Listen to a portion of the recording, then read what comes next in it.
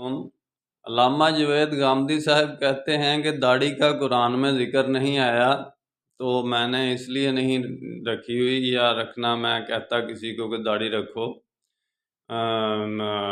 حدیث میں بھی کہیں نہیں آیا کہتا ہے، حالانکہ حدیث میں واضح طور پر آپ صلی اللہ علیہ وسلم کا حلیہ مبارک بیان کیا گیا ہے کہ یہ سنت ہے، اور 1,24,000 انبیاء رسول کی سنت ہے، اور حدیث میں بھی آیا ہے۔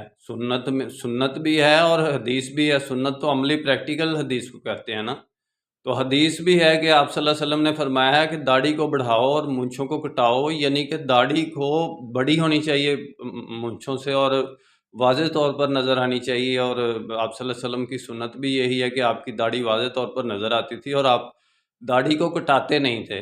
داڑھی کو یعنی کہ کوئی کے بارے میں ایک اور حدیث ہے، واف اللہ، اس کو کھلا چھوڑ دو، اس کو کاٹو نہیں، یعنی کہ مونچھوں کو کٹاؤ کے بارے میں تو ہے، داڑھی کے کٹانے کے بارے میں ایک حدیث بھی نہیں ہے کہ داڑھی کو کٹایا جائے۔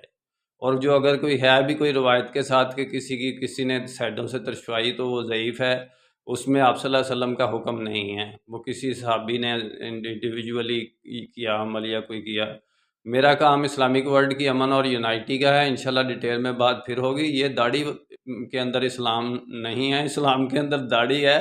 نسبت وحدت خدمت خیر کے ساتھ، اللہ حافظ۔